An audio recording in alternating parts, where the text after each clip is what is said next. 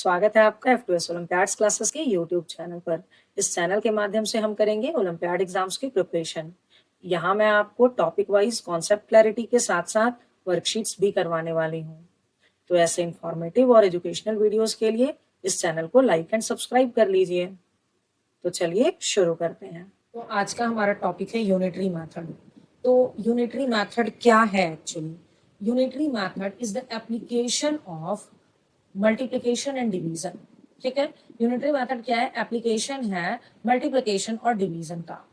इसमें हम unit object का प्राइस निकालते हैं या यूनिट ऑब्जेक्ट का वैल्यू निकालते हैं and then we will move to the more number of the objects. वो हम इसको क्वेश्चन से समझते हैं कि क्या है यूनिटरी मेथड और कैसे होता है।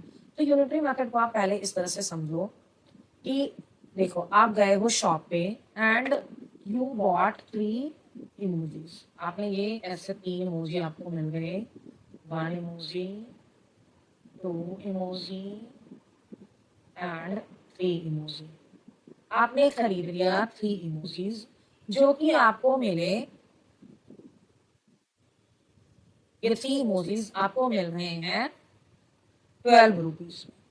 ठीक है, लेकिन जब आप घर आए तो आपको बोला गया कि आपने 3 इमोजीज ही लेकर आए हो आप, और 7 इमोजीज चाहिए मुझे, आपको और 7 इमोजीज चाहिए। घर पे जाने के बाद आपके सिबलिंग ने आपसे बोला कि मुझे और 7 इमोजीज चाहिए।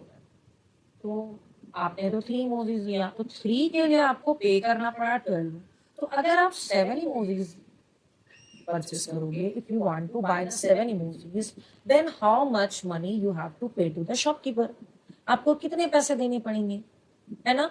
तो हम 3 इमोजीज के लिए अगर हमने 12 दिया तो इसका मतलब क्या है कि 1 इमोजीज के लिए आप क्या दोगे? कम दोगे या ज्यादा दोगे?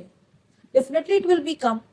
अगर 3 के लिए हम 12 दे रहे हैं तो 1 के लिए तो इससे कम ही देना पड़ेगा हमें, है ना?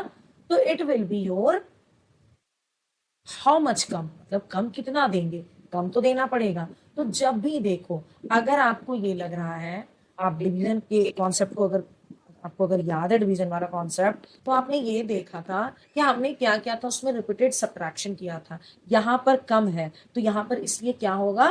डिवीजन होगा। तो 3 इमोजीज को आपने 12 रुपीज पे किया है, तो 1 इमोजी के लिए आप पे करोगे 12 डिवाइड बाय 3। ठीक है, वो हो गया आपका 3 4 12। तो 1 इमोजी की कॉस्ट हो गई 4 रुपीज। अब है 1 इमोजी अगर आपको 4 रुपीज में मिल रहा है तो 7 इमोजीज कितने में मिलेंगे? तो 7 इमोजीज के लिए अब ज्यादा आप परचेस करने जा रहे हो तो यू हैव टू पे मोर, है ना? यू हैव टू पे मोर। तो हम क्या करेंगे, यहाँ पर 1 इमोजीज की प्राइस को जितना हमें चाहिए उससे मल्टीप्लाई कर देंगे। तो 4 7 28। तो अगर आप फिर से 7 इमोजीज परचेस करने जा रहे हो तो यू हैव टू पे 28। ठीक है, तो यूनिटरी मेथड में हम करते क्या है, हमेशा हमें कभी कभी इसमें होता क्या है कि कुछ नंबर ऑफ ऑब्जेक्ट्स के प्राइस या उसकी वैल्यूज या उससे रिलेटेड वो दिया हुआ रहता है, उससे हम पहले 1 के लिए फाइंड आउट कर लेते हैं। और जब हमें यूनिट ऑब्जेक्ट 1 ऑब्जेक्ट का की वैल्यू पता चल जाती है तो फिर हम उससे कितने भी नंबर के वैल्यूज को फाइंड आउट कर सकते हैं। ठीक है, तो ये है हमारा यूनिटरी मेथड का एप्लीकेशन। तो चलिए इस तरह के क्वेश्चन को और एक समझते हैं फिर से। एग्जाम्पल नंबर 2 ले लो। if the cost of 112 liter milk is 112 liter milk is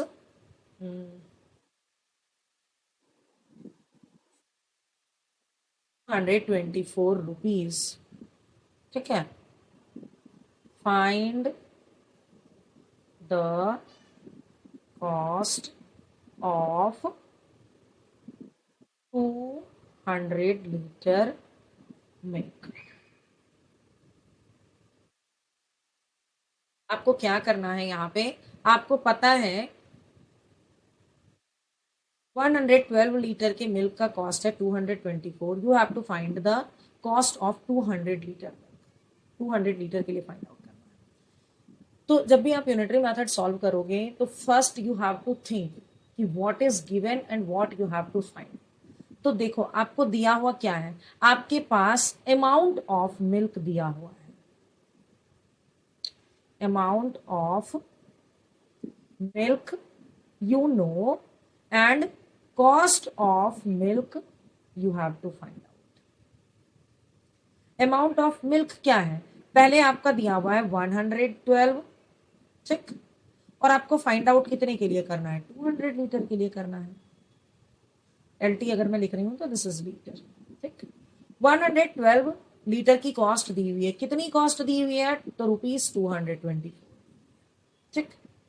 अब हमेशा आप इसको अगर चाहो तो टेबुलर फॉर्मेट में भी सॉल्व कर सकते हो, but while making the table always remember the thing which is given, the data which is given will be written in the left hand side, ठीक है, and the thing, the amount which is you have to find out that will be written in the right hand side, वो आपके right hand side में होगा और जो आपका दिया हुआ है वो आपके लेफ्ट हैंड साइड में होगा।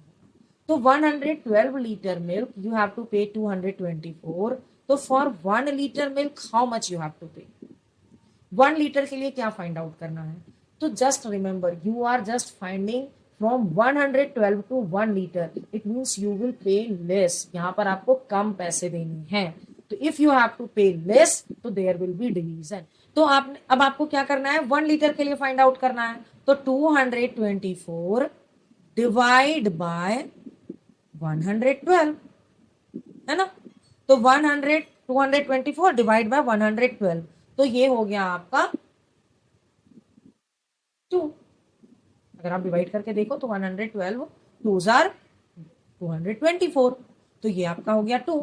तो आपने ये देखा 1 लीटर के लिए यू आर पेइंग 2 रुपीज, तो for 200 litre how much you have to pay, you have to pay, अब 2 से 200 पे जाना है तो 200 के लिए वहां पे फिर हम मल्टीप्लाई कर देंगे, it means you have to pay 400 rupees, ठीक है।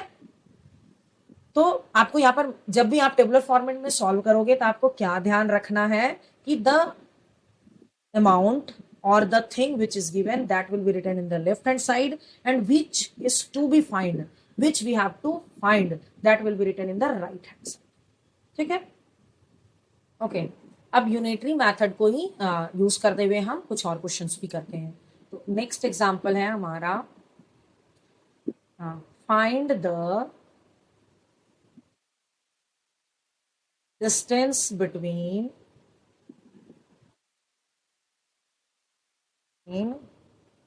third tree to 7th tree if the distance between first and 15th tree are 140 kilometre. Question है आपका कि if the distance between first and 15th tree is 140 kilometre, तो आपको distance find out करना है third और 7th ट्री के बीच में। तो actually there are 15 tree, first and 15th का मतलब है कि 15 ट्री आर देयर, है ना। तो इसको पहले हम पिक्चर बनाकर पहले समझ लेते हैं कि यहाँ 15 ट्री है, तो चलिए this is our road and I will just try to make the tree 15 tree 1 2 3 4 5 6 7 8 9 10 11 12 13 14 and ये है आपका 15। तो यहाँ हो गया आपका 15 ट्रीज, ठीक है। फर्स्ट ट्री, ये फर्स्ट ट्रीज है और ये है आपका 15th ट्री। फर्स्ट ट्री और 15th ट्री के बीच में आपका डिस्टेंस है 140 किलोमीटर, इट इज मेंशन्ड, ठीक है। तो you have to find the distance between third and 7th tree. तो ये हो गया आपका थर्ड ट्री और ये हो गया आपका 7th ट्री। आपको इन दोनों के इसके बीच की डिस्टेंस फाइंड आउट करनी है। तो हम कैसे करेंगे इसको फाइंड?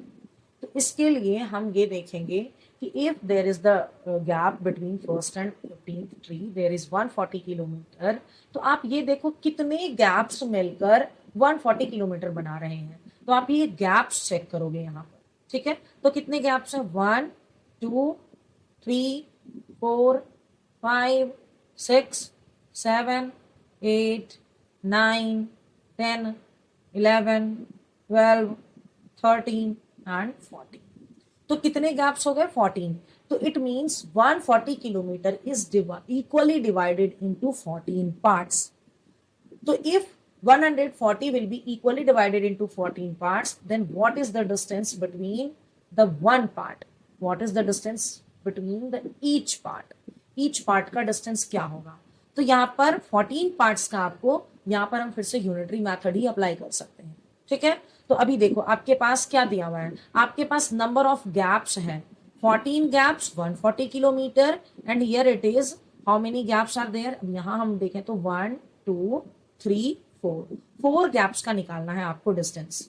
तो 14 गैप्स का डिस्टेंस दिया हुआ है और आपको 4 गैप्स का डिस्टेंस निकालना है।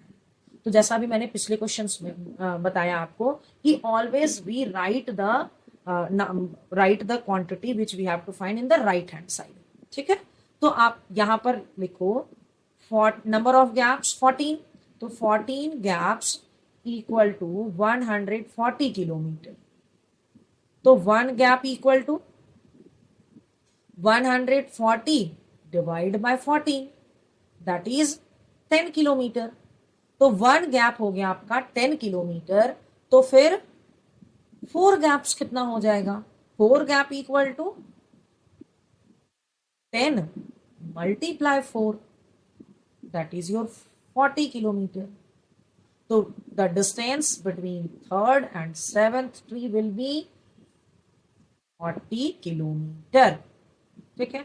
ऐसे जब भी आपको ऐसा क्वेश्चन दिया हुआ रहे कि distance between first pillar and last pillar is this number, तो remember you don't need to divide the distance with the highest number of pillar, you have to just make count the gaps. तो अब देखो अगर ये 15th pillar यहां पर था तो हमने उसमें 14 गैप तो इजिली निकाल लिया, but if there will be 190 pillars रहेगा तो 190 पिलर्स के बीच में कितने गैप्स बनेंगे? तो always remember there will be -1, ठीक है।